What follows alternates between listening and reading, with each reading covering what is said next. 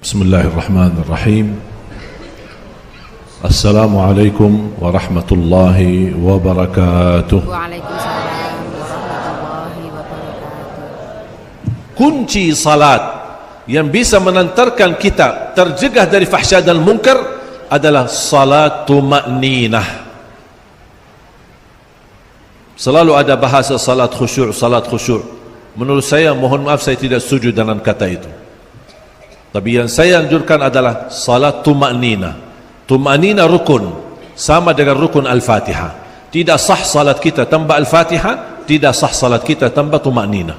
Kalau bisa menjaga tuma'ninah dalam salat, gerakannya, bacaannya, zikir rukuknya, zikir sujudnya terbawa dengan tenang, akan datang khusyuk sendiri. Khusyuk ini bukan sebuah amalan, tapi khusyuk sifat bagi orang yang beriman. Qad aflahal mu'minun alladzina hum fi salatihim khashi'un. Bagaimana supaya bisa khusyuk? Tumanina. Kalau bisa tumanina, konsentrasi, pelan-pelan melakukan, menjalankan salat, wallahi khusyuk datang. Kenikmatan, keindahan salat itu datang sendiri. Sebagaimana hadis al-musi'i salatuhu. Ketika ada seorang masuk ke masjid, Rasulullah SAW sedang duduk di masjid, orang itu salat tahiyatul masjid. Selepas salat, dia datang kepada Rasul, mau salaman, Rasul tidak jawab. Bahkan Rasul bersabda, salli fa innaka lam tusalli. Salat dulu karena kamu belum salat. Kaget orangnya, sudah barusan saya salat. Tapi Rasul menganggap gerakan dia belum salat. Salat dulu. Dia pergi ke depan, salat lagi, datang kepada Rasul, mau salaman, Rasul tidak menjawab. Sambil Rasulullah SAW bersabda, salli fa innaka lam tusalli.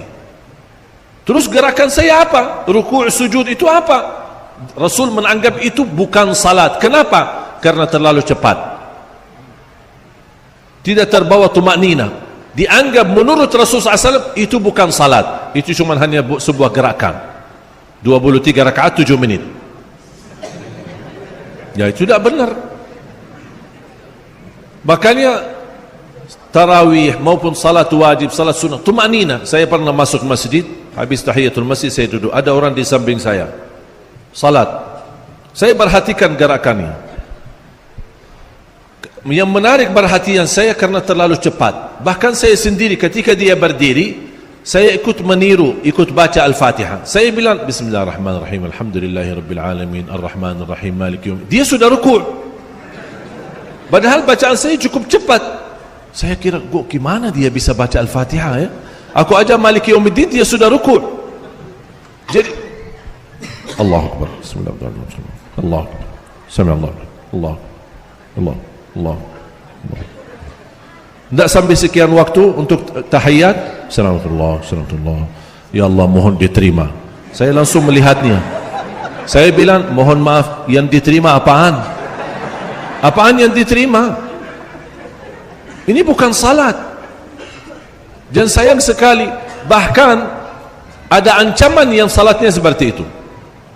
Fawailul lil musallin alladzina hum an salatihim sahun. Sebenarnya karunia dari Allah di sini, an salatihim, bukan fi salatihim. Ya Allah, kalau ada ayat ini, fawailul lil musallin alladzina hum fi salatihim sahun, aduh, itu berat. Itu berat. Siapa yang tidak lalai dalam salat? Siapa yang tidak sahur dalam salat? Siapa yang tidak konsentrasi dalam salat? Siapa yang tidak kehilangan khusyuk dalam salat? Kalau ada kata fi saja, tak usah an, ada diganti dengan fi, berarti kita termasuk ancaman ayat ini. Masuk dalam wail, satu tempat neraka. Namanya wail, khusus, bukan untuk siapa-siapa, khusus untuk orang yang lalai dari salat. Ini istimewa, VIP khusus. Ada layanan khusus di neraka, ditambah wail, dikhususkan orang-orang yang tidak menghargai salat. Bukan yang tidak salat, tidak sama sekali tidak salat. Kalau yang tidak salat sama sekali, Allahu a'lam bagaimana keadaannya. Dia akan bersama Fir'aun wa Qarun wa Haman di neraka. Ini yang dimaksud ancaman ini, salat. Dia salat tapi lalai. Apa tafsir Abdullah bin Abbas? Fawailul lil musallin alladzina hum an salatihim sahun alladzina yuakhiruna as-salata an waqtiha.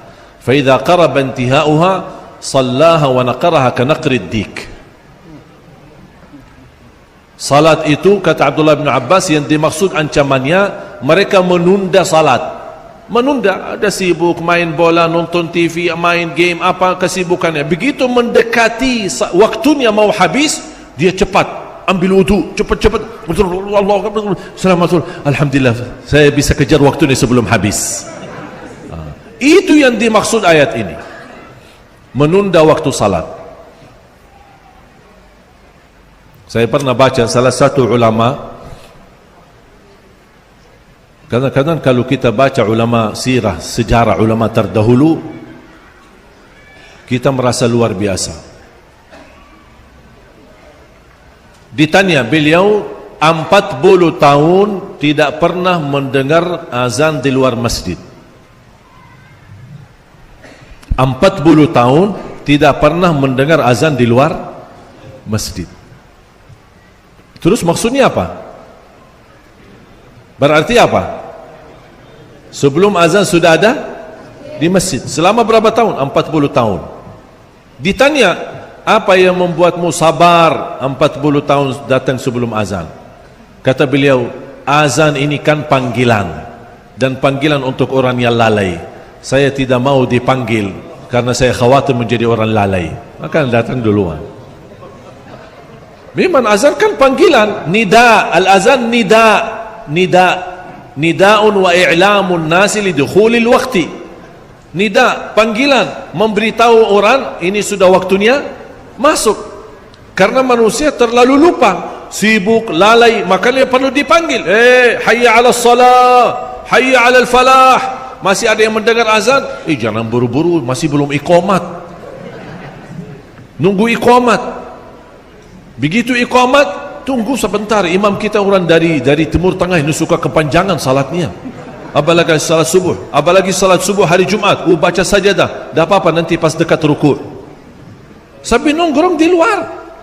Padahal dia lupa hadis Rasulullah SAW, man salla 40 yawman la tafutu takbiratul ihram kutibat lahu bara'atun minan nari wa bara'atun minan nifaq. Rawahu Tirmidzi. Berita gembira, barang siapa yang bisa menjaga salat berturut-turut 200 kali salat selama 40 hari, tidak terlepas, tidak tertinggal takbiratul ihram sama imam, akan dapat 2 kebebasan, bebas dari neraka jahannam dan bebas dari kemunafikan. Dan mohon maaf, orang munafik tidak bisa itu, tidak bisa. Bukan kata saya, tapi kata Rasulullah, athqalus salati 'alal munafiqin salatul fajri wa salatul isya. Salat subuh paling berat. Walau ya'lamuna ma fihima la atauhuma walau habwa. Kalau mereka tahu apa pahala dan rahasia karunia Allah di salat subuh, akan mereka datang walaupun merangkak seperti anak bayi. Saking mulianya. Jangankan datang salat subuh, saf yang pertama. Kalau saya lihat di Indonesia terlalu ikhlas. Aku heran pas berdiri saf yang pertama, saya kadang-kadang kesal atau nisal. Pas datang saf pertama sudah penuh, ya Allah, telat.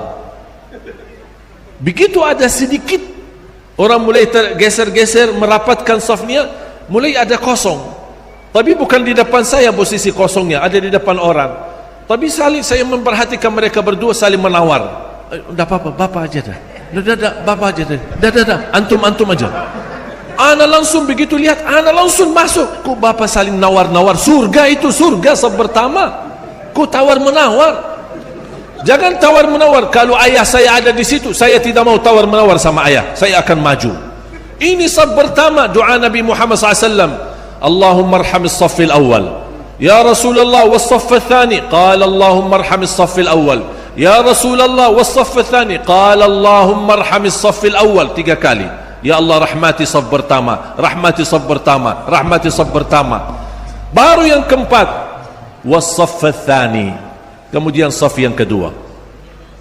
Ada orang datang, masjid kosong, apalagi Jumat, suka nongkrong di belakang. Aku heran, masuk ke masjid tapi di ujung duduk. Ngapain di ujung? Surga di depan kudu. Khairu sufufir rijali awwaluha wa syarruha akhiruha. Sebaik-baik saf untuk laki-laki yang di depan, seburuk-buruk saf untuk laki-laki di belakang. Dia milih malah di belakang. Oh, tak apa-apa, antum. Ini bukan namanya ikhlas, keterlaluan ikhlas, pura-pura ikhlas. Tak ada. Kita boleh hal-hal yang lain boleh diikhlaskan, dermawan, apa hal kebaikan. Tapi kalau soal saf, mohon jangan ikhlas. Kita jaga saf pertama. Disitulah kelebihan. Kama qala SAW, walau ya'lamuna ma fi as-saff al-awwal lawajadu an yastahimu alaih lastahamu alaih. Qala SAW, kalau mereka tahu betapa besar pahalanya bagi orang yang salat di saf pertama, walaupun perlu buat undian, faham enggak undian? Supaya siapa dapat undian ini dapat saf pertama. Maaf, ini karena semua mau saf pertama, sini undian dulu. Masukin nama-nama terus ambil. Oh, Muhammad silahkan saf pertama. Yang kedua, Ali silahkan saf pertama. Kata Rasul begitu. Kalau perlu buat undian supaya orang bisa di saf pertama. Saking begitu besar pahalanya. Makanya jemaah sekalian, jangan disia-siakan. Nikmat kita masih punya umur, masih diberikan karunia Allah Subhanahu wa taala. Dan subhanallah, semakin kuat hubungan kita sama salat, semakin beres urusan kita. Kuncinya salat. Kana Rasul sallallahu alaihi wasallam idza hazabahu amrun laja'a ila salah. Kalau Rasulullah SAW lagi memfikirkan sesuatu masalah, dia salat. Selesai masalah. Salat itu luar biasa. Tali hubungan kita sama Allah, salat. Tali hubungan kita sama Allah, salat. Kalau terputus tali hubungan salat itu, tidak ada ibadah yang bisa nyambung. Tidak ada manfaat haji, umrah, Ramadan, puasa, baca Quran, sedekah, tapi tidak salat sama sekali. Saya kemarin ada keluhan dari jamaah. Dia bilang ayah saya orang kaya, suka bangun masjid, tapi tidak pernah salat. Subhanallah, aneh, lucu. Bangun masjid tapi tidak pernah salat sama sekali. La jama'atan wala munfaridan. Sia-sia amalannya. Tidak ada satu pun yang diterima. Sayang sekali.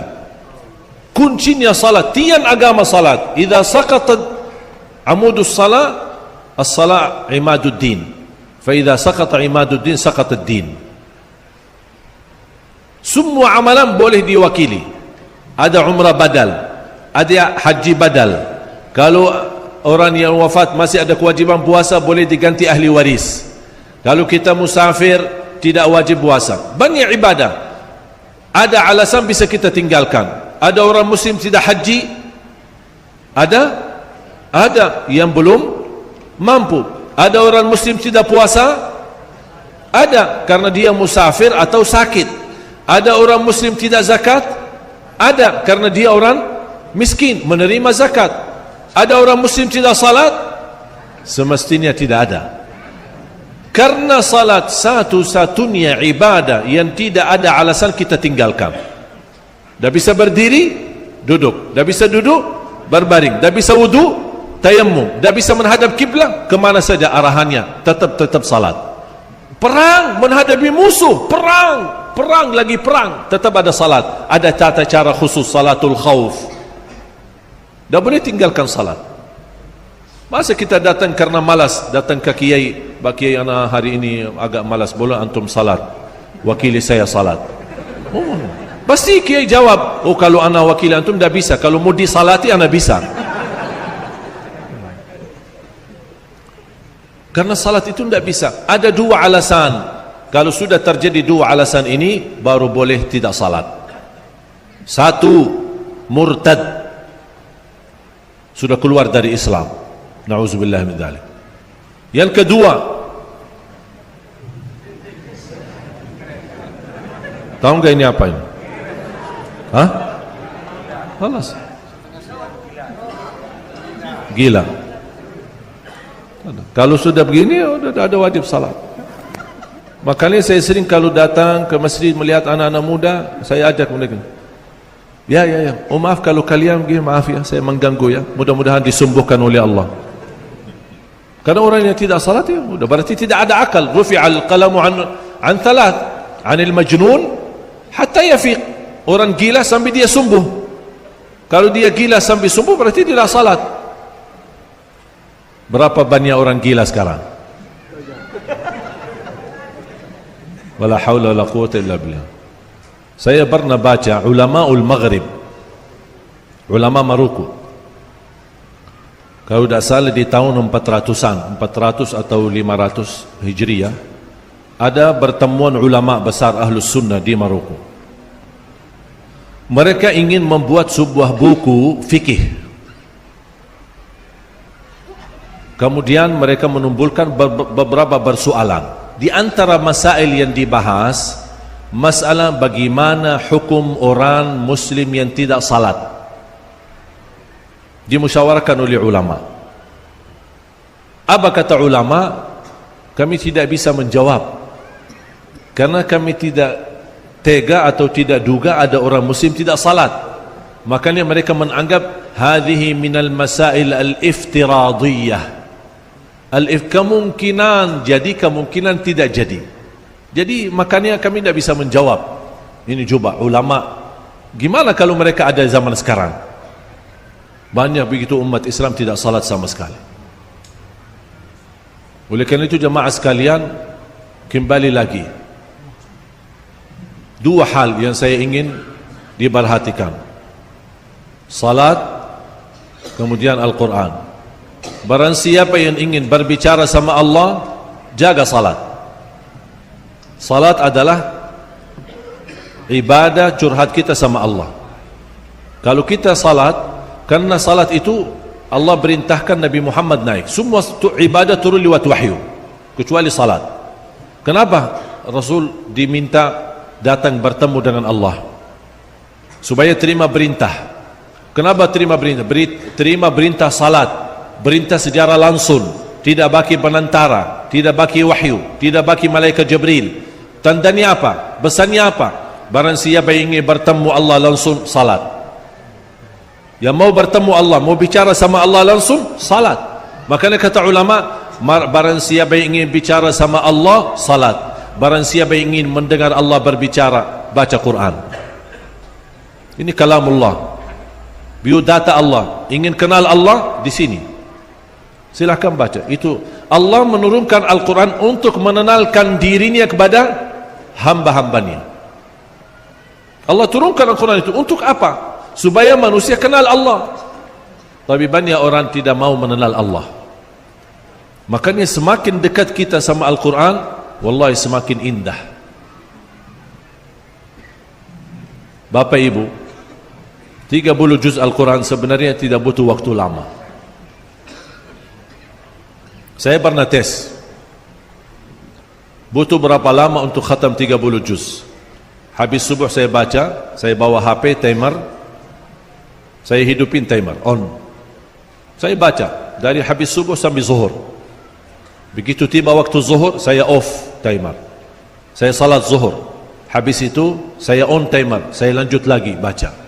Sampai asar, off timer, salat asar. Habis itu, on lagi, saya baca. Kira-kira butuh berapa lama saya khatam 30 juz dalam bacaan standar. A'udzu billahi minasyaitonir rajim. Bismillahirrahmanirrahim. Alhamdulillahi rabbil alamin. Arrahmanir rahim. Maliki yaumiddin.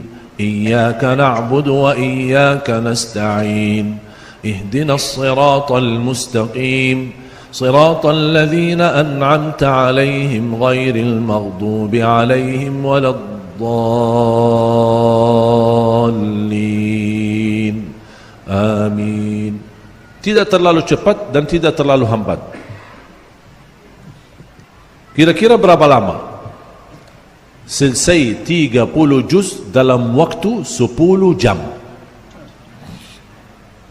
10 jam. Saya punya teman di Madinah, dia mampu khatam dalam bacaan khatam Al-Quran 7 jam 42 minit. Khatam 30 juz. Sedangkan ada orang 24 jam tidak bisa 1 juz. Padahal 30 juz tidak butuh 24 jam, 10 jam bagi orang yang lancar bacaan. 10 jam aja. Masa 24 jam tidak bisa 1 juz?